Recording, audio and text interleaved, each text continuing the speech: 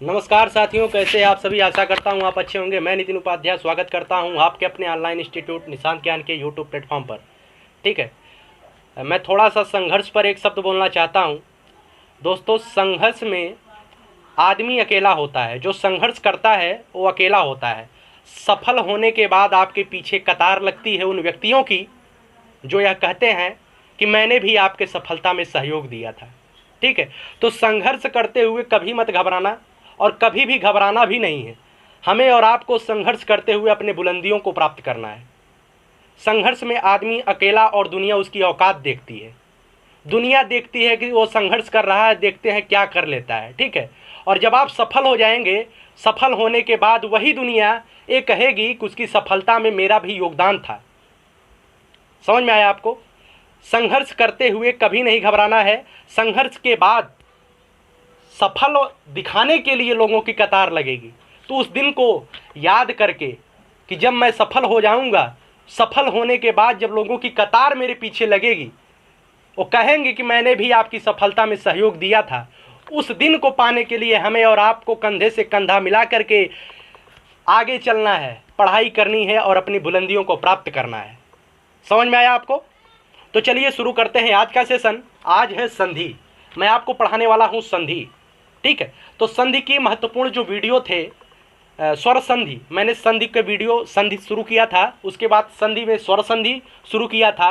स्वर संधि में दीर्घ स्वर संधि, गुण स्वर संधि, वृद्धि स्वर संधि और यण स्वर संधि का वीडियो मैंने आपको दे दिया है। ठीक है, आज अयादि स्वर संधि का वीडियो। स्वर संधि 5 प्रकार का होता है।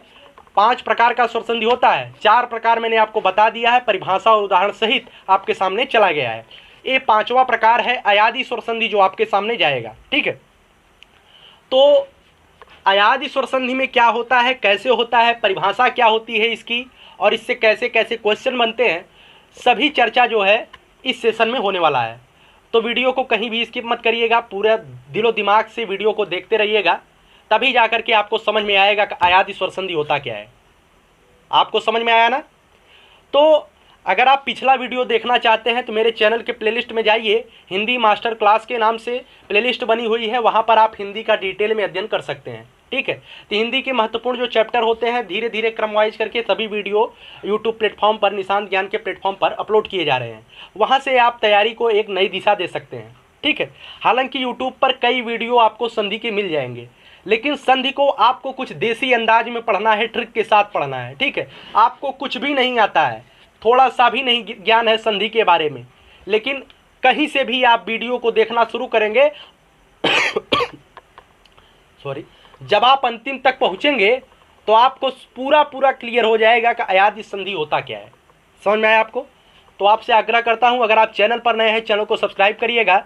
वीडियो पसंद आता है तो मुझे मोटिवेट करने के लिए, ठीक है, मुझे थोड़ा सा पायदान ऊपर करने के लिए, मैं आपका सहयोग और अच्छे से तरीके से कर सकूं, तो वीडियो को लाइक कर दीजिएगा। और शेयर करने की जिम्मेदारी आपकी है। जहां तक आप इसे दबा के शेयर करेंगे, लोगों तक इसकी जानकारी होगी। कुछ देसिया अंदाज में किस तरीके से हिंदी को देसिया तरीके से पढ़ा जाता है, मैं वो सिखाऊंगा। ठीक है, यूट्यूब की दुनिया में बहुत वीडियो पड़े हुए हैं, लेकिन कुछ अलग तरीके से मैं आपको यहाँ पर बताने वाला हूँ। तो अगर आपको अलग तरीके से पढ़ना है और अलग तरीके से अपनी सफलता की बुलंदियों पर पहुँचना है तो निशांत ज्ञान प्लेटफॉर्म को सब्सक्राइब करिए और निशांत ज्ञान की सदस्यता ग्रहण करिए। ठीक है, निशांत ज्ञान संकल्पित है आपकी सफलता के लिए। ठीक है, तो संघर्ष करते रहिए और सफलता की बुलंदियों को छूइए। तो चलिए शुरू करते हैं आज का सेशन अयादि स्वर संधि के बारे में। और इससे पिछले वाले संधि जो है यूट्यूब के प्लेटफॉर्म पर पड़े हुए हैं, निशांत ज्ञान के प्लेटफॉर्म पर, आप वहां से प्लेलिस्ट में जाकर के देख लीजिएगा। तो चलिए अयादि स्वर संधि की परिभाषा को मैं बताता हूं। सबसे पहले परिभाषा। ठीक है, यदि ए ऐ ओ औ के बाद, ध्यान रखिएगा, यदि ए ऐ ओ औ के बाद, यहां पर है इसके बाद। ठीक है, यदि ए ऐ ओ औ के बाद कोई स्वर आए, इसमें कोई बाउंडेशन नहीं है कि ए ऐ के बाद हमेशा आ आना चाहिए, बाउंडेशन नहीं है। आ भी आ सकता है, ई भी आ सकता है, ऊ भी आ सकता है, री भी आ सकता है, री भी आ सकता है। समझ में आया आपको। यदि ए ऐ ओ औ के बाद कोई स्वर आए तो ए का क्या हो जाता है दोस्तों, यहां पर देखिए, आप जब छोटे होंगे तो ए को क्या पढ़ रहे थे, ए को पढ़ रहे थे आए। ठीक है, और ऐ को पढ़ रहे होंगे आए। ठीक है। तो ए का अय हो जाता है, वही बचपन वाली अपनी स्थिति लाइए, ए का क्या हो जाता है, अय हो जाता है, अय का क्या हो जाता है, आय हो जाता है, ओ का क्या हो जाता है, अव हो जाता है, और औ का क्या हो जाता है, आव हो जाता है। ध्यान रखिएगा, बहुत ही आसान है, बहुत ही इजी है, बहुत ही सरल है समझना अयादी स्वर संधि को। मेरे हिसाब से संधि में सबसे सरल यही है, संधि में, स्वर संधि में सबसे सरल यही है, अयादी स्वर संधि। तो समझिए इसे, एक उदाहरण के माध्यम से आपको अच्छी तरीके से मैं समझाने का प्रयास करता हूं। देखिए, एक उदाहरण है ने धन अन, एक उदाहरण है ने धन अन। अब आप बताइए, जब ने धन अन लिखा गया है तो आप इसे क्या कहेंगे, ये संधि विच्छेद है। अब आपको करना क्या है, इन दोनों में संधि करके एक शब्द का निर्माण करना है, ठीक। तो ने में अंतिम स्वर जो प्राप्त हो रहा है, जब ने आप लिखेंगे तो इसमें जो स्वर प्राप्त हो रहा है, ए प्राप्त हो रहा है, ए प्राप्त हो रहा है ना। और यहाँ पर जो पहला स्वर प्राप्त हो रहा है वो अ प्राप्त हो रहा है। अब बताइए, ए अय ओ औ के बाद कोई स्वर आ गया, चाहे आय आए, चाहे ओ आए, चाहे ई आए, चाहे ऊ आए, उसका कोई मतलब नहीं है। यहाँ पर आ आया है, यहाँ पर ध्यान दीजिए, ए के बाद आ आया है तो ए का क्या हो जाएगा दोस्तों, तो ए का अय हो जाएगा, ठीक है। तो यहाँ पर ने धन अन हुआ। अब ए और आ के जगह पर आपको लिखना है न अयन। क्या लिखना है, न अयन। अब इसे हम छोटा अ क्यों लिखते हैं, ह्रस्व अ क्यों लिखे, इसे हम सीधे लिख सकते हैं नयन। इसे हम क्या लिख सकते हैं, नयन लिख सकते हैं, ठीक है। एक उदाहरण से आपको क्लियर हो गया होगा। अब एक उदाहरण और देखिए, पोधन अक, एक उदाहरण है पोधन अक, समझ में आया आपको, पोधन अक। अब यहां पर पो में बताइए, आप बोलेंगे पो, अंतिम स्वर जो प्राप्त होगा पो बोलकर एक बार आप देख लीजिए, जो अंतिम स्वर प्राप्त होगा वो क्या प्राप्त होगा, ओ प्राप्त होगा। अब यहां पर ओ लिखिए, ओ के बाद क्या आ रहा है, यहाँ का पहला स्वर आ रहा है, समझ में आया आपको। ओ के साथ जब आ का मिलन होगा तो निर्माण किसका होगा भैया, ओ के साथ जब आ का मिलन होगा, या आ आए, यहाँ पर ई आए, ऊ आए, कोई भी स्वर आए तो ओ का क्या हो जाता है, अव हो जाता है। ध्यान दीजिएगा, ओ का अव हो जाता है, औ का आव हो जाता है, ए का अय हो जाता है, अय का आय हो जाता है। जब पो धन अक है, ओ और अ मिलकर के अव का निर्माण करते हैं तो यहां पर जो बनेगा प व क, प अवक, ठीक है, यही बनेगा। अब आपको अ लिखने की कोई आवश्यकता नहीं है, यहां पर आप सीधे सीधे इस तरीके से लिख सकते हैं, ठीक है। यहां पर पौ है, सॉरी यहाँ पर पौ है, ठीक है। तो जब पौ रहेगा तभी ये सार्थक शब्द बनना चाहिए ना, तो सार्थक शब्द बनना चाहिए, यहाँ पर औ होगा और यहाँ पर आव बनेगा, पौधन अक हो जाएगा, पावक क्या हो जाएगा, पावक हो जाएगा। समझ में आया आपको, ठीक है। तो समझने का पूरा प्रयास करिएगा। एक बार अगर आप कोशिश करेंगे तो कोशिश करने वालों की कभी हार नहीं होती है, इसे ध्यान रखिएगा। कोशिश करने वालों की कभी हार नहीं होती है। आप इसे पढ़ेंगे, एक बार कोशिश करके देखिएगा, उदाहरण को एक बार समझ के देखिएगा, आप मेरे ऊपर एक बार भरोसा करके देखिएगा, देखते हैं आपको किस तरीके से समझ में नहीं आता है। एक उदाहरण और देखिए, आपने कहा होगा कि ये मुझे समझ में नहीं आया, तो एक उदाहरण और मैं आपको बताता हूँ। उदाहरण के माध्यम से आप समझने का प्रयास करिए, आप समझने का प्रयास करिए। जैसे लिखा गया है नवधन इक, क्या लिखा गया है, नवधन इक। देखिए, संधि विच्छेद करते समय इस चीज का महत्वपूर्ण तरीके से ध्यान रखिएगा, जो संधि के बाद जो दोनों वर्ड बनते हैं, प्लस के पहले और प्लस के बाद में, ठीक है, जो दोनों ये शब्द बनते हैं, इनका कोई ना कोई अर्थ होना चाहिए, ये सार्थक होने चाहिए, अर्थात सार्थक शब्द ही संधि विच्छेद में इस्तेमाल करिए, ठीक है। आपसे कहा जाए पावक का संधि विच्छेद करिए तो आप पावधन का लिख देंगे, पाव का ना कोई अर्थ होगा, ना का कोई अर्थ होगा, यहाँ पर पावक जो है सार्थक नहीं होगा, ठीक है। इस वजह से आपको संधि विच्छेद पढ़ाई जाती है, जिससे जो है शब्दों को तोड़ करके आपको उसका अर्थ समझने में पूरी जानकारी मिले, पूरा सहयोग मिले, इसी वजह से संधि पढ़ाई जाती है, ठीक है।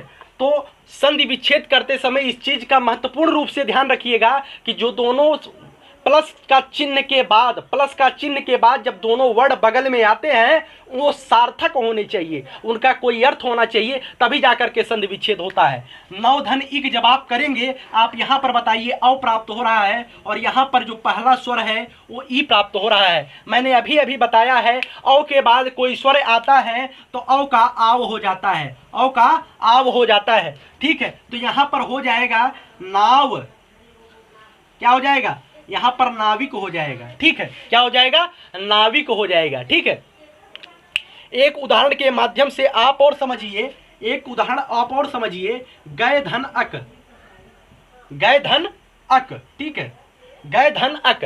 आप बताइए गए में जो अंतिम स्वर है वो अय है, क्या है, अय है, और यहाँ पर जो पहला स्वर है वो अ है। ठीक है, अय के बाद कोई स्वर आता है तो अय का क्या हो जाता है दोस्तों, तो अय का आय हो जाता है। ठीक है, अय का जब आय हो जाएगा, गए धन अक बराबर हो जाएगा गायक, क्या हो जाएगा, गायक हो जाएगा। ध्यान रखिएगा, जैसे आपसे कहा जाए भवन, भवन शब्द का संधि विच्छेद करना है तो भवन शब्द को संधि विच्छेद आप भो धन अन करके करिएगा, भो धन अन करके भवन का संधि विच्छेद होगा। ठीक है, भो में अंतिम स्वर क्या प्राप्त हो रहा है, ओ प्राप्त हो रहा है। इसका पहला स्वर जो है अ है। ठीक है, ओ के बाद कोई स्वर आता है तो ओ का क्या हो जाता है, अव हो जाता है, क्या हो जाता है, अव हो जाता है। तो भो धन अन बराबर क्या हो जाएगा, भवन, क्या हो जाएगा, भवन हो जाएगा।